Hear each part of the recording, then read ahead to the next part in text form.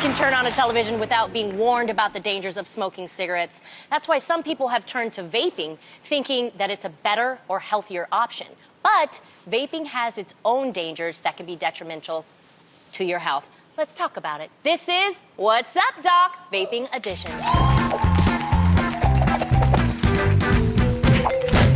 Joining us is Pfizer's Chief Patient Officer, Dr. Freda Lewis Hall. Dr. Freda, thank you. Welcome to see you again. So now, great we to need be to talk here. about this because let's just go to the basics. How is vaping different from smoking cigarettes? Yep, so let's do basics. Okay. So, with traditional cigarettes, a smoker uses fire to burn the contents. This generates smoke, and they inhale the smoke. Yep. Okay. Okay, so with an e-cigarette, there's a battery that heats the contents. Okay. This generates an aerosol. That aerosol, the user then inhales. Now, the aerosol kind of looks like a vapor, so we call e-cigarette use vaping. Okay. What's in the aerosol? So in the aerosol are things like nicotine. Well, in the liquid are things like nicotine, flavoring, and some other chemicals, actually some of which can be toxic chemicals or other substances. Wow. So what about the health impact? How does vaping compare to cigarettes? Yes. Better, worse? Yep, so we know a lot about the dangers of smoking. Yeah. No doubt about that. Yeah. So including the fact that it causes an estimated 480,000 deaths in the U.S. per year. 480,000 in the U.S. per year. Wow. So this is stunning. And we've had decades to study the health effects of cigarette smoking. Mm-hmm. Now, some people believe that vaping represents a safer option. Yeah. Mm-hmm. So here's the thing, though. There's a lot that we still don't know about vaping.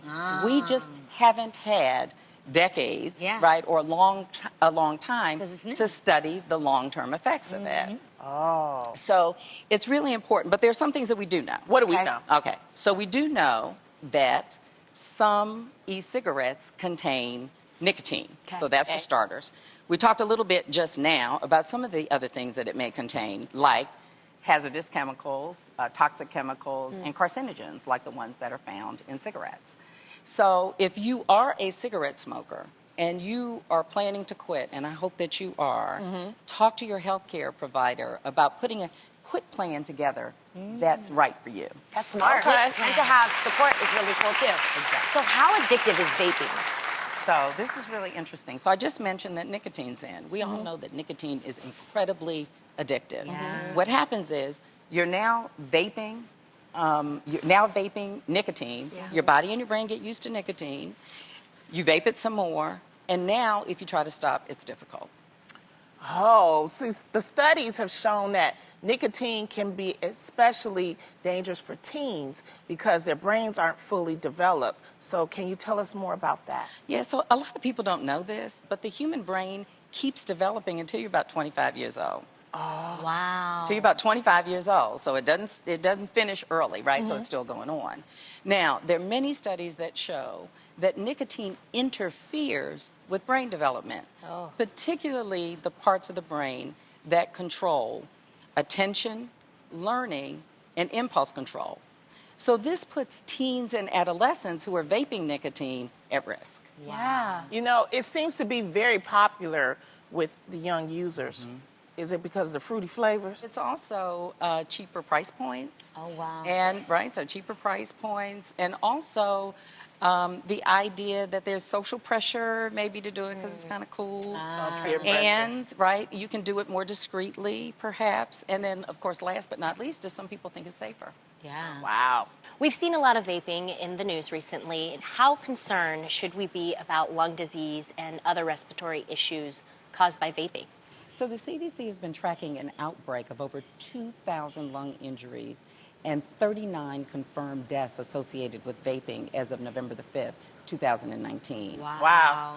Now, the CDC recently identified vitamin E acetate, which is added to some vaping products and is harmful to lungs when inhaled as a potential chemical of concern. So what steps can people take to stay safe? So the investigation is still ongoing, and there's not enough evidence to really rule out other chemicals that might be associated with lung injury. So for now, the CDC has some recommendations, and everyone should check those out. And they include: don't buy vaping products from an informal source.